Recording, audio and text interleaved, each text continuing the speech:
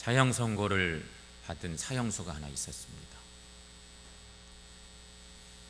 그는 사형 집행을 받는 날 마지막으로 어머니를 뵙고 싶다고 그렇게 청원을 했습니다.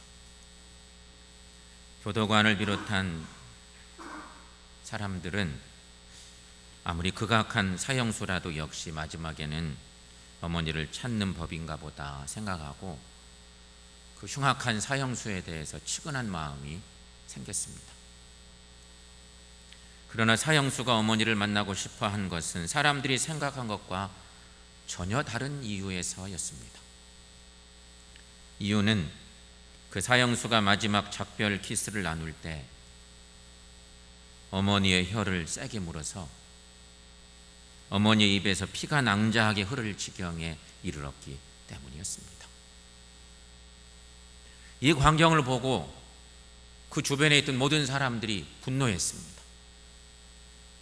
사형수의 측은한 마음을 먹었던 사람들의 마음들이 순식간에 분노하면서 시선들이 그렇게 아주 안 좋은 시선으로 그렇게 모아졌습니다. 이때 사형수는 이런 고백을 했다고 합니다. 내가 오늘 사형수가 된 것은 어쩌면 어머니 때문인지도 모릅니다. 나는 지금도 기억하고 있습니다. 내가 어려서 어머니와 함께 이웃집에 놀러 갔다가 그 집에서 예쁜 장난감을 하나 몰래 집어 왔습니다.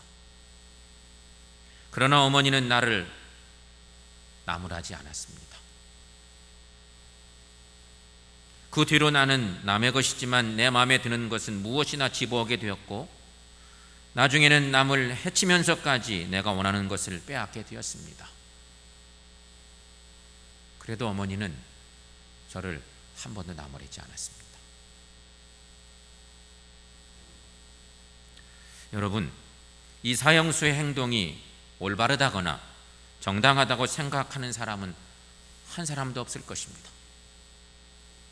그러나 저는 이 사형수의 비극적인 마지막 고백 이야기를 들으면서 성경에 유명한 이런 말씀들이 생각이 났습니다.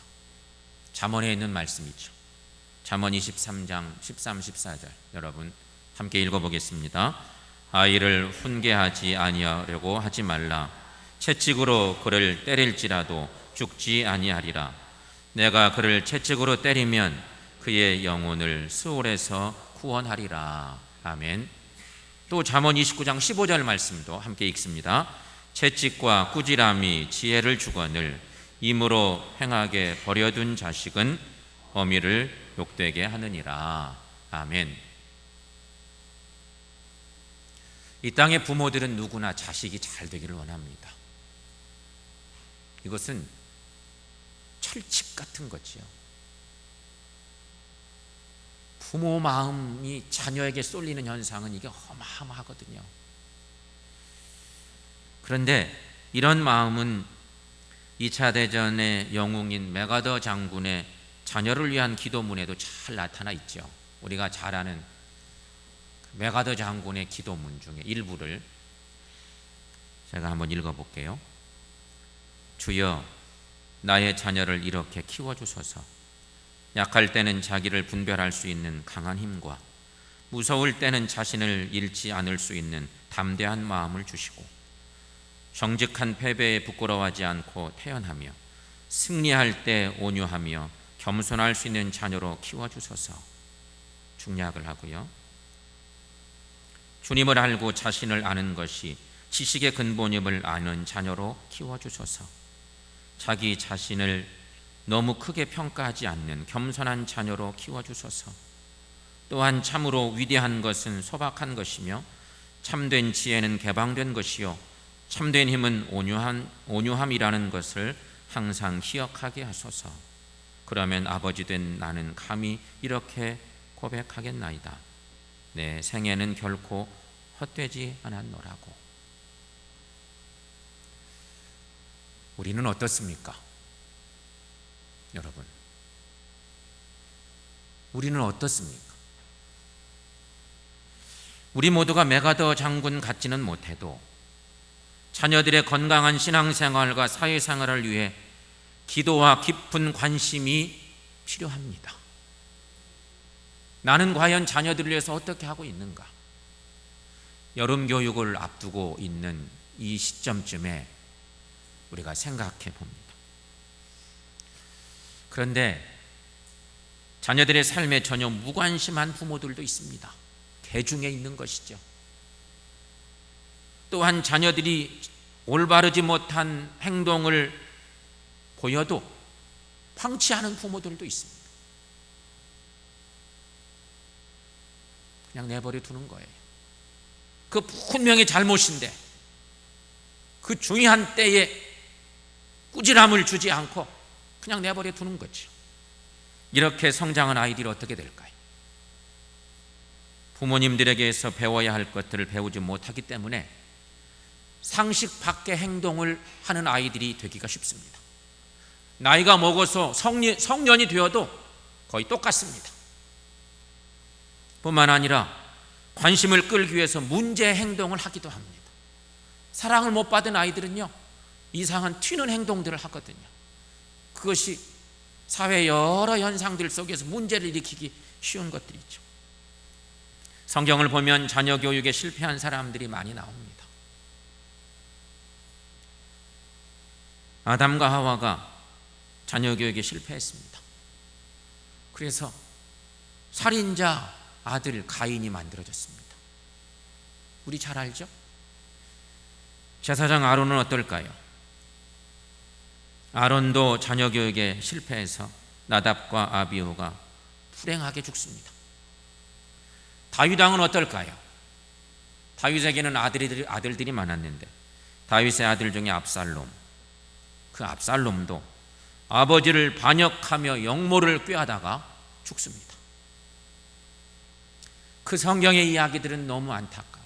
아들이 영모를 꾀할 때 다윗이 울면서 예루살렘을 떠나지요. 울면서 예루살렘을 떠나가 아들의 영모 앞에 피신을 가는데 얼마나 마음이 찢어졌겠어요. 아버지를 향해서 반란을 일으킨 반란자 아들. 하지만 비참하게 압살롬은 죽습니다. 이 모두가 자녀 교육에 실패했기 때문이었습니다. 오늘 본문에 등장한 엘리 제사장은 어떨까요? 엘리 역시 자녀 교육에 실패한 사람이었습니다. 엘리에게는 홈리와 비느하스라는 두 아들이 있었습니다. 장차 아버지를 이어서 제사장의 직분을 감당해야 할 막중한 위치에 있었던 사람들이었습니다. 그러나 자신들의 악행으로 말미암아서 무가치한 존재로 전락하고 말죠. 하나님의 뜻을 따라서 아버지의 그 뒤를 이어서 제사장 역할을 감당해야 될 두 아들들이었지만 아버지의 신앙교육의 문제 때문에 그 길을 걷지 못하는 것입니다. 두 아들이 어떤 아들이었는지 오늘 본문 말씀이 3장인데 2장 말씀들 여기저기를 볼 거예요. 2장 12절 말씀은 이 두 아들이 어떤 아들이었는지를 명백히 증거합니다. 2장 12절 말씀, 여러분 거기 짤막한데 한번 읽어봅니다. 엘리의 아들들은 행실이 나빠 여호와를 알지 못하더라. 제사장의 아들들인데 성경의 기록은 이렇게 표현해 놓고 있음에 주목할 필요가 있죠. 왜 이들이 이렇게 되었을까? 결정적인 원인은 그들이 여호와를 알지 못하더라, 그런 말씀입니다. 이게 무슨 얘기예요? 여호와를 알지 못하다니, 제사장의 아들들이 여호와를 알지 못하다니. 성경의 기록이 좀 특별하죠? 독특한 표현입니다. 믿음이 없다는 얘기입니다. 제사장의 아들이 믿음이 없어요. 신앙생활 제대로 하지 않는 자녀들이었다는 것이에요. 그러므로 결론적으로 말하면 제사장 엘리가 아버지 입장에서 자식들의 신앙교육에 실패했다는 것입니다. 여러분, 가문이 아무리 좋으면 뭐합니까? 신앙이 없으면 망하는 가문이 되는 것이죠. 명예가 아무리 빛나면 뭐합니까? 신앙이 없는 명예는 허세에 불과한 것이기 때문인 것입니다. 우리가 착각하지 말아야 할 것은 홈리와 비느하스가 하나님의 존재를 몰랐던 것이 아니라는 사실입니다. 제사장의 두 아들, 그들이 하나님을 몰랐겠어요? 얼마나 하나님에 대해서 잘 알았겠습니까? 그런데 하나님을, 여호와를 알지 못하더라, 이렇게 말하고 있어요. 이 말씀을 오늘 우리의 삶으로 조금 적용해 볼 필요도 있어요. 홈리와 비느하스의 얘기, 이 불행한 이야기를 우리 상황에 적용해 볼 필요가 있는데, 오늘 우리들 중에도 그래도 우리 아이들은 교회는 나오니까 참 다행이다, 이런 생각 하시는 부모들도 있죠. 그래도 1년에 몇 번씩은 주일에 예배 참석하니까 하나님 안 잃어버려서 나는 부모로서 할 도리 다 한 거 아닐까, 뭐 이런 위안을 삼으며 이야기할 수도 있지만 정신 바짝 차려야 될 그런 말씀인 것이죠. 여러분, 교회만 나오는 자녀들 만들어서는 안 됩니다. 그것만 가지고 부모로서의 자녀에 대한 신앙의 책임을 다했느라고 생각하면 그것은 큰 오산입니다. 오늘 엘리 가정의 문제가 무엇일까요? 여러분, 이들의 문제는 궁극적으로 하나님의 뜻을 행하지 않음에 있습니다. 하나님의 뜻을 알긴 아는데 행함이 없는 거예요. 거기에 문제가 있어요. 여러분, 하나님을 안다고는 하나 하나님을 두려워하지 않습니다. 하나님을 믿는다고는 하나 하나님을 업신여기며 살고 있습니다. 제사장의 문제가 엘리의 두 아들의 문제로 확산된 것입니다. 여러분, 이게 무슨 신앙 있는 행동입니까? 절대 그렇지 않죠. 그 행위가 어찌나 악하든지 하나님을 모르는 사람들과 같을 정도였습니다. 그래서 오늘 본문 사무엘상 3장 13절에 이 말씀은요, 하나님이 너무 마음이 아프니까 사무엘을 불러서, 그것도 어린 사무엘에게 이 하나님의 뜻을 알려주는 그런 말씀 중에 한 내용이에요. 사무엘에게 들려주는, 하나님이 심판하시겠다고 하는 엘리의 가정을, 그 말씀 중에 오늘 본문 13절의 말씀을 보면 이는 그가 자기의 아들들이 저주를 자청하되 금하지 아니하였음이니라 말씀하고 있습니다. 그런데 더 안타까운 것은 그럼에도 불구하고 이를 훈계하지도 못하고 올바르게 이끌지도 못했던 제사장 아버지 엘리의 문제입니다. 얼마나 안타깝습니까? 신앙생활은요, 부모를 통해서 자녀에게 전수돼 가는 거거든요. 그렇다면 우리는 자녀들에게 어떻게 무엇을 가르쳐야 할까? 오늘 우리의 숙제입니다. 우리가 좀 교회학교, 여름 성경학교, 또 청소년부 수련회, 청년부 수련회를 생각하니까 그렇지, 우리 집에는 교회학교 어린이부 아이도 없고 손자 중에도 없고 가르칠 놈들이 없는데 무슨, 아니에요. 적어도 출타하기 이전에 모든 자녀들은 부모님의 신앙적인 소관이라고 보면 돼. 출타한 자녀들도 여러분이 영향을 끼칠 수 있는 그런 자리에 있다면 철저하게 영향을 끼치며 신앙교육 하셔야 돼요. 오늘 우리가 그것을 생각해 볼 필요가 있어요. 어떻게 교육해야 될까? 자녀에게 무엇을 가르쳐야 할까요? 첫째는 신앙의 기초를 가르치십시오. 요새 수요예배 신앙생활 기초 다지기라고 하는 말씀을 몇 개월째 하고 있는데, 꼭 들어야만 될 사람들은 수요예배 못 나오기도 하니까 그렇긴 한데요. 어쨌든 지금 거의 많은 것들을 함께 나누어 왔어요. 그것과도 관계가 있어요. 신앙의 기초를 가르치십시오 하는 것입니다. 신앙의 기초가 뭘까요? 여러분 편에서 아이들에게 가르칠 수 있는 신앙의 기초 뭐가 있을까요? 이렇게 가르치는 것입니다. 주일 성수에 목숨 걸어라. 주일 성수는 목숨처럼 생각해야 한다. 이게 신앙의 기초입니다. 또 한 가지, 11조는 형식적으로 흉내만 내어서는 안 되고 반드시 정직하게 드려라. 여러분 아멘입니까? 이것이 주 안에서 복받는 길이란다. 이게 정확하게 가르칠 수 있어야 돼. 신앙의 기초를 꼭 가르치시기를 축원합니다. 근데 신앙의 기초를 가르치려면 내가 잘해야 돼요. 아이들이 볼 때 엄마 아빠는 그렇게 안 하면서 내게만 가르쳐 그러면 안 따라요. 내가 잘하고 가르쳐도 따를까 말까 한데 내가 안 하고 가르치면요 아무 소용없어요. 엘리 제사장이나 별반 다를 바가 없지 않겠습니까? 여러분 신앙의 기초를 가르치시기를 축원합니다.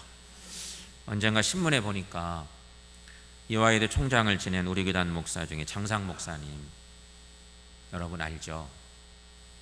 그 장상 목사님을 소개한 글 중에 이제 여러 가지 있는데 자기 고백을 하는데 장상 목사님 얘기가 본인은 어려서부터 커오면서 주일 성수 잘 해야 된다는 가르침을 얼마나 잘 받았는지 지금은 목사가 되었으니까가 아니고 어린 시절부터 주일 성수에 목숨 걸고 그것을 정말 하나님 기쁘시게 하는 알고 신앙생활 했노라고 하는 그것을 고백한 글귀를 읽어본 적이 있었습니다. 여러분 주일 성수하는 일, 하나님 앞에 11조 예물을 온전히 드리는 일, 그렇게 행하고 그런 신앙의 기초를 잘 가르치는 우리 모두가 되시기를 축원합니다. 두 번째로 신앙의 독립을 주시는 것입니다. 자녀들이 하나님과의 관계를 스스로 깨닫고 만들어갈 수 있도록 신앙의 독립을 주라는 말입니다. 이것이 진짜 교육입니다. 신앙의 독립은 빠를수록 좋습니다. 할 수만 있으면 어린 시절에도 이놈이 가능하면 신앙의 독립을 시켜줘야죠. 우리 교회는 오늘 주보에 나와 있는데 우리 교회는 요새 교회 학교가 너무 어렵잖아요. 모든 교회가. 우리 교회도 마찬가지인데 우리 교회는 청소년부 아이들 중에 고3 아이들이 교회 아직 나오지 않는 재직 자녀들도 있지만 10명의 아이들이 지금 주보에 올라가 있습니다. 고3이 지금 많습니다. 10명의 아이들이 고3이에요. 수능시험 보는 아이들이죠. 중3 아이들은 2명 있습니다. 밑으로 갈수록 숫자가 더 적어져요. 급격히 적어져서 교회 정말 기도 제목인데 이런 아이들이 있습니다. 올해 이 아이들에게는 아주 중요한 시간을 보내는 건데 보통의 경우 수험생이 되면 교회에 나와 예배나 기도 드리기가 무척 어렵습니다. 부모들 생각에도 야 공부해야지 뭔 교회 나오냐, 그리고 그냥 교회 나오는 것은 어련히 그렇게 생각하고 못 나오는 걸로 알고 그냥 그렇게 생각하는 거죠. 그래서 아이들이 교회 나올 수가 없으니까 대신 부모들이 교회 나와서 아이들을 위해서 기도해 주는 거예요. 그러나 여러분 이것이 잘된 일입니까? 정말 잘못된 거예요. 가장 중요한 것은 본인의 믿음 아니겠습니까? 하나님이 보시는 것은요, 고3이건 취업을 앞둔 청년이건 결혼을 앞둔 다 장성한 자녀이건 정말 중요한 건요 그놈의 믿음이에요. 그 아이의 믿음. 그것이 신앙의 독립이에요. 아이가 장가갈 때까지도 신앙적으로 그냥 엄마 품에 쌓여 있어. 그러면 결혼하고 난 뒤에 신앙생활을 제대로 할 수가 없겠죠. 수험생들 이들을 위해서 기도해야 되는데 이 아이들을 스스로 나와서 하나님께 기도하고 그 믿음의 고백이 있게 하고 주님의 은혜를 경험하게 하고 그것이 필요한 것이라는 겁니다. 여러분, 이것이 잘 되게 하는 거, 이게 부모 역할이고 교사 역할인 것이죠. 자녀들의 신앙생활에 독립을 이루어 주시기를 바랍니다. 세 번째로는요, 신앙의 본을 보여주십시오 하는 것입니다. 학교 교육은 부모님들이 다 가르칠 수가 없습니다. 물론 개중에 능력 있는 부모님들은 학교 안 보내고 홈스쿨링 하면서 집에서 가르치는 부모들도 있다고 하대요, 요즘. 근데 일부이고요. 학교 교육은 부모가 할 수가 없어요, 거의 대부분. 그러나 신앙교육은 꼭 가정에서부터, 부모로부터 시작해야 맞습니다. 가정생활 속에서 신앙인의 모습을 보여주어야 한다는 것이죠. 요즘에 교회 학교가 이 땅의 교회 교육의 위기가 왔어요. 그것이 입시 문제와도 무관한 건 아니죠. 심각한 위기가 왔어요. 각 교회마다 교회 학교가 텅텅 비어요. 그나마 작년들은 상당히 많은 교회들이 상대적으로 교회 학교가 너무 없어요.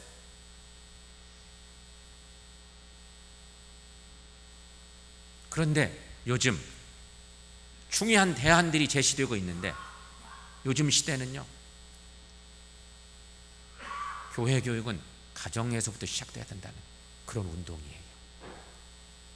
교회 학교 교사들에게 교회 교육 다 맡기는 게 아니고 부모들이 한 축을 감당해야 된다는 것이죠. 가정교육부터 신앙교육으로 시작해야 된다는 것이에요. 교회 교육과 가정의 신앙교육이 함께 가야 된다는 얘기예요. 그것에 교회 학교에 살 길이 있다. 근데 그렇게 했더니 서울의 어느 교회가 잘 되고 있는 교회가 있어서 장년부가 18,000명인 교회가 있다는데 그 교회의 학생들이 얼마나 많은지 교회에서 교육을 할 수가 없어서 인근에 학교를 빌려서 학교에서 아이들 수업하는 것처럼 아이들이 워낙 많으니까 그렇게 하고 있는 좋은 교회가 하나 있어요. 모든 교회들이 교회 학교가 막 비어가는데 그 교회만 아이들이 막 몰아붙이는 거죠. 그래서 요즘은요, 아이들의 교육, 부모의 교육과 교회의 교사들의 교육이 함께 할 때 가능하다. 이거 얘기하는 거예요. 여러분, 부모된 여러분, 신앙의 본을 꼭 보여주시기를 바랍니다. 교회 학교 선생님들도 역시 마찬가지입니다. 특별히 선생님들은 아이들과 신앙의 눈높이를 잘 맞출 수 있는 자리에 있습니다. 그렇기 때문에 그 사명을 잘 감당만 하시면 아이들에게 더 많은 감동과 신앙의 성장을 이루어 줄 수 있습니다. 교회 학교 선생님들이 애쓰죠. 정말 고생해요. 하지만 그 아이들 한 생명 한 생명 품고 그들의 신앙의 성장을 해서 지금처럼 애쓰고 아이들의 부모님들과 더불어서 신앙교육을 해내는 그런 은혜가 우리에게 있기를 축원합니다. 오늘 엘리는 이런 신앙교육에 실패했습니다. 이제 후회해보지만 너무 늦었습니다. 왜냐하면 엘리의 나이가 98세가 됐습니다. 눈이 어두워서 보지도 못하고 책망하기에 너무 연로해서 너무 나이가 드니까 자녀들 불러서 책망해도 영향력이 없어요. 들을 생각을 않는 거죠.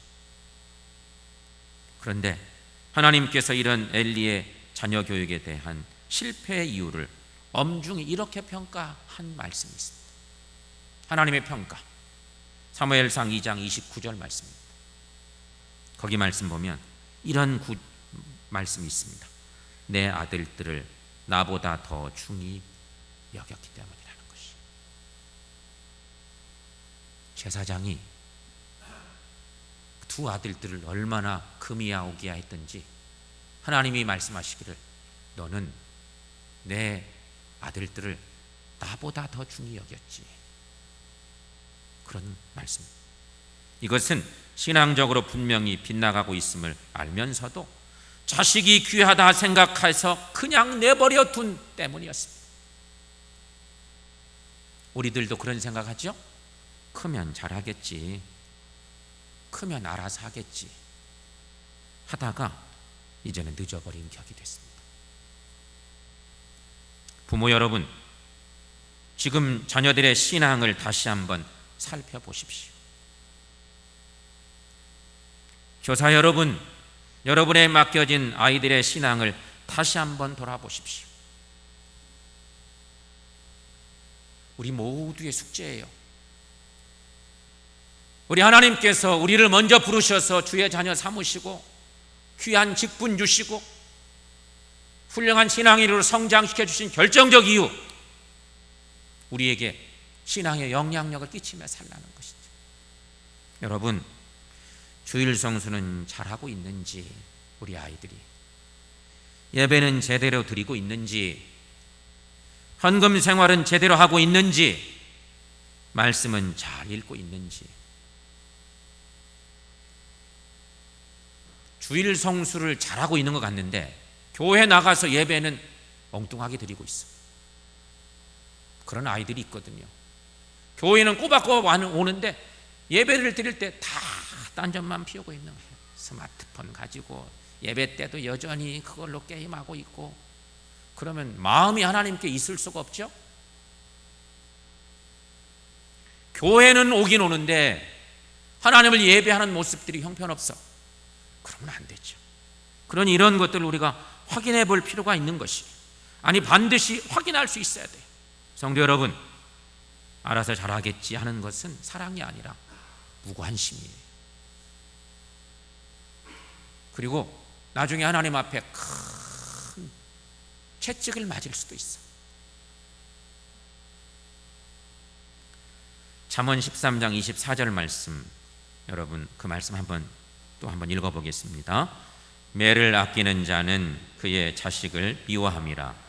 자식을 사랑하는 자는 근실이 징계하느니라. 아멘.